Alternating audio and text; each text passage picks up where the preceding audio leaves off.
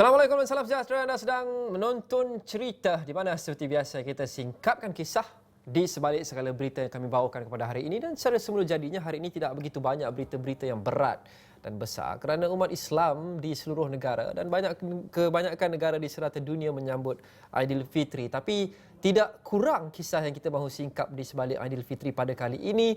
Khasnya ini menjadi Aidilfitri pertama dalam kehidupan kebanyakan daripada kita yang mungkin berumur kurang 35 tahun, yang kita saksikan Aidilfitri tiba sehari awal daripada yang kita jangka. Pada tahun 1982 adalah yang terakhir, dan sudah tentu seperti anda saksikan mungkin dalam media sosial sepanjang semalam, kelang kabut dan hiruk pikuk. Ramai tidak menjangkakan Aidilfitri akan tiba pada hari ini 2 Mei.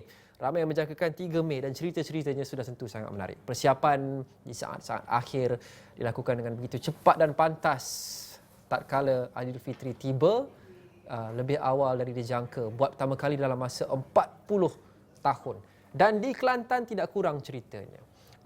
Negeri ini cabaran sedikit untuk penduduknya pulang dengan kesesakan trafiknya, dengan keadaan jalannya dan sebagainya. Seringkali menyaksikan mereka yang mahu balik ke Pantai Timur ini berdepan cabaran yang sedikit lebih besar berbanding mereka yang menggunakan PLAS untuk ke utara ataupun ke selatan.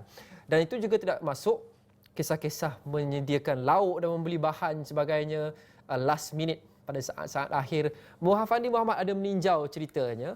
Wakil Esra Awani di Kelantan. Fandi, sebelum saya mahu cerita berkenaan dengan suasana Aidilfitri hari ini di Kelantan, saya rasa saya nak sentuh sedikit berkenaan dengan kelang kabutnya semalam itu, persiapan dan sebagainya di saat-saat akhir apabila kita mengetahui bahawa Aidilfitri hari ini, bukan esok. Apa kisah-kisah yang menariknya, Fandi?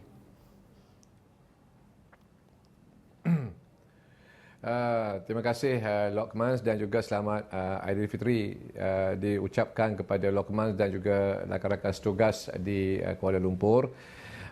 Benar apa yang mengejutkan semalam, kebiasaannya luar biasa. Biasanya pengumuman raya ini dibuat mungkin sehari sebelum ataupun diberi tempoh sehari sebelum tarikh sebenarnya sambutan Aidilfitri itu diraikan.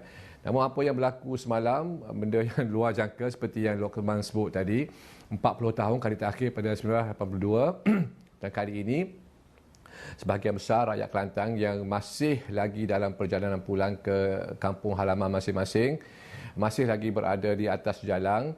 Mereka sudah pasti berada dalam keadaan kelam kabut. Bahkan saya juga difahamkan ramai yang terpaksa mengubah dia punya pelan asalnya dan terpaksa bertolak pada awal pagi tadi.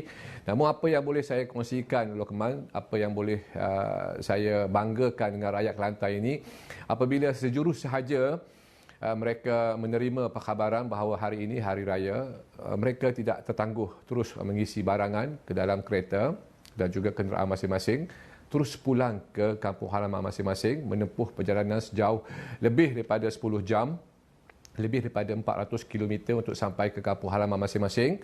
Dan apabila mereka tiba di kampung halaman masing-masing, sekitar jam 6 pagi ataupun paling lewat pukul 8 pagi, mereka tidak berlengah-lengah. Sebaliknya mereka bersiap sedia, menyalin pakaian mereka. Mereka tidak tidur, terus ke masjid untuk menunaikan solat sunat Aidilfitri. Ini saya jumpa pagi tadi bila mana berada di sebuah masjid di Taman Guru. Masjid Taman Guru dinamakan kampung saya. Saya melihat rakan-rakan yang sebelum ni dalam WhatsApp-nya baru bertolak cerita singgah RNR apa semua. Tiba-tiba pagi tadi mereka semua berada di masjid. Semangat serta komitmen yang ditunjukkan untuk mereka meraihkan Hari Raya 1 Syawal di negeri dan juga kampung halaman masing-masing tercapai. Walaupun kita tahu, Lokman, seperti yang saya laporkan beberapa hari yang lepas, jangkaan lebih daripada 500,000 kenderaan yang bakal masuk ke Kelantan. Walaupun ada 3 laluan masuk ke Kelantan ini, paling utamanya di Gua Musang yang saban tahun kita saksikan jumlah kenderaannya meningkat naik dan juga sentiasa bertambah dari semasa masa ke semasa. Namun pada kali ini saya memerhatikan berkemungkinan juga Lokman, saya mematikan kebanyakan keluarga ataupun anak-anak perantauan yang berada di luar Kelantan ini mungkin mereka sudah bijak untuk mengatur perjalanan mereka. Mungkin ada setengahnya yang bertolak daripada Lembah Kelang ataupun Kuala Lumpur pada hari Jumaat ataupun Khamis. Ada setengah pula yang bertolak pada hari Sabtu. Dan ada pula yang bertolak pada hari Ahad. Jadi rantaian untuk orang kata dia punya planning untuk bergerak daripada tempat masing-masing balik ke kampung halaman ini, mereka pandai menyusung dan juga saya kira mereka bukan berdepan ataupun tidak berdepan dengan suasana kesesakan lalu lintas yang sebelum ini dikhabarkan lebih daripada 15 jam ataupun 17 jam. Namun kali ini mereka hanya berdepan dalam suasana jam sekitar 10 jam ataupun 9 jam. Saya juga sempat berkongsi dan bertanyakan kepada rakan-rakan dan juga sanak saudara yang daripada Kuala Lumpur tiba ke sini, bagaimana mereka mengatur perjalanan dalam masa yang singkat itu dan memastikan mereka sampai ke kampung halaman masing-masing pada pagi ini. Mereka mendakwa semangat dan juga rasa rindunya terhadap kampung halaman selepas 2 tahun tidak dapat pulang berakhir raya ini, menyebabkan mereka tekad dan juga orang kata membuat pemanduan ataupun perjalanan yang orang kata merancang perjalanan yang cukup teliti. Mereka juga orang kata mendapatkan akses maklumat daripada media sosial dan juga bertanyakan kepada pihak berkuasa laluan mana yang boleh digunakan. Sebagai contoh Lokman, di Kelantan ini walaupun kita tahu melalui lebuh raya Karak, Bentung, Raub dan Lipis, normally biasanya akan mengalami kesesakan yang teruk. Namun mereka ada juga sebahagian itu terpaksa orang kata mengubah orang kata dia punya perancangannya nak balik melalui Bentung, ubah kepada menggunakan LPT 2 melalui Kuala Terengganu, Besut dan juga Jertih. Dan ada juga yang mengubah laluan daripada dua laluan tersebut, mereka mengubah ke memasuki Ipoh melalui Simpang Pulai dan seluruhnya keluar pada lodging. Ada juga yang mengambil jalan daripada Ipoh keluar ke Gerik, Kuala Kangsar dan juga ke Jeli. Dan perancangan dan juga akses yang mereka dapat untuk tidak berdepan dalam suasana jam ataupun suasana yang sesak ini, saya harus puji dan juga boleh kongsikan buat rakan-rakan lain bahawasanya update ataupun perkongsian bersama rakan-rakan yang sudah sampai ataupun perkongsian maklumat daripada WhatsApp dan sebagainya amat penting dalam merancang perjalanan. Kita tahu semua orang ataupun semua perantauan ini sudah melakukan perancangan.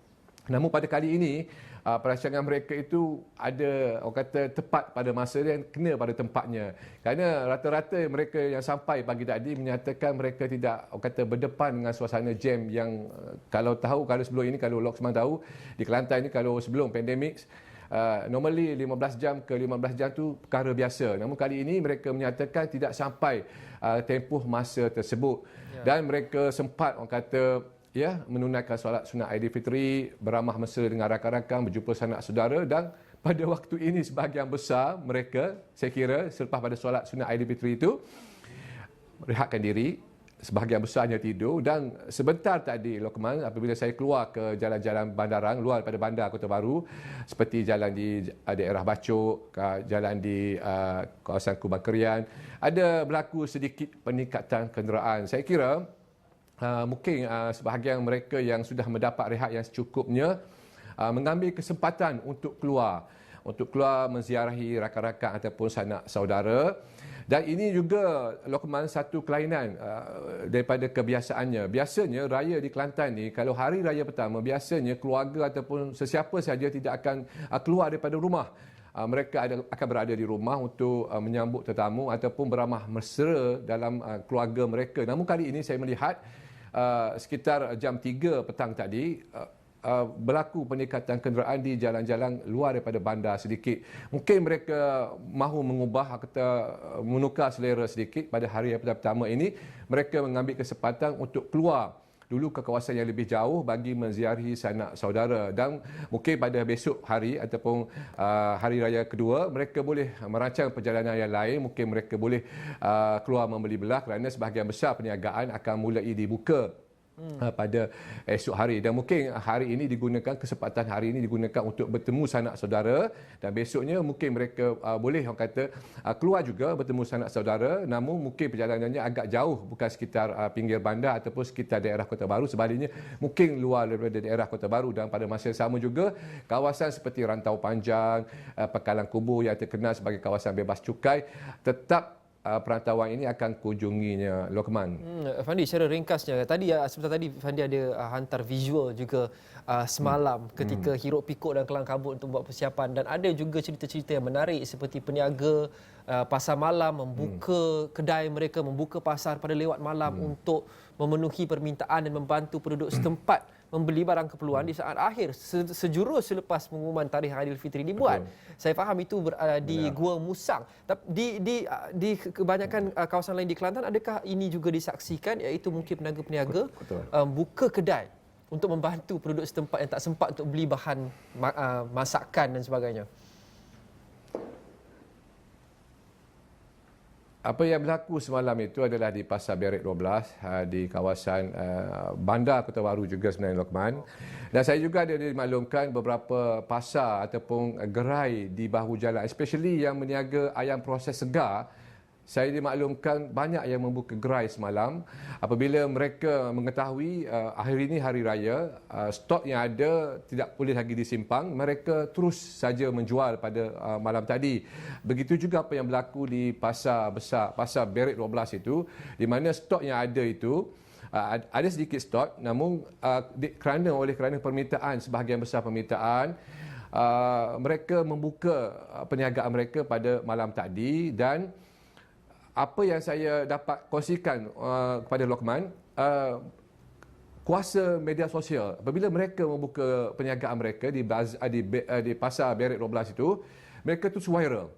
Saya bertanyakan salah seorang peniaga di situ, apakah kaedah yang digunakan untuk menarik orang ramai ataupun penduduk sekitar Kota Baru ini untuk membeli barangan basah, especially macam sayur, buah dan ikan ni. Dia kata, saya menggunakan media sosial, apabila saya buka, saya terus viralkan. Dan alhamdulillah dalam masa sejam saja, tidak sampai sejam, berduyung-duyung masyarakat sekitar Kota Baru ni mendapatkan barangan. Dan mereka juga walaupun terpaksa bersengkam mata sehingga ke jam 5 ke 6 pagi di pasar malam Wakaf Cik Yeh sebagai contohnya, Lokman, dia orang membuka perniagaan itu sehingga jam 6 pagi.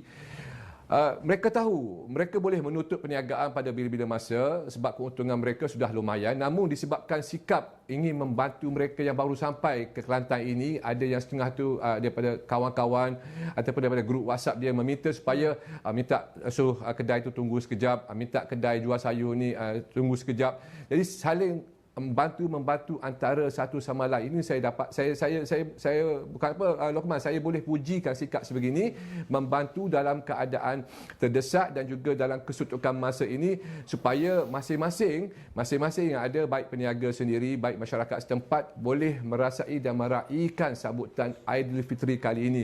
Saya juga ingin maklumkan sebahagian besar yang mereka yang berada di Kota Baru semalam sebenarnya membuat perancangan untuk membeli belah pada hari ini, seperti barangan basah, ayam, daging dan sebagainya.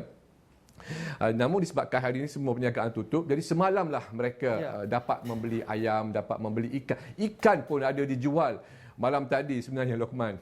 Ya, baik, Muhammad Fandi Muhammad, terima kasih. Itu kisah warga Kelantan yang dalam kejutan semalam itu perlu memandu lebih kurang 400,5 km dari ibu negara untuk ke Kota Baru.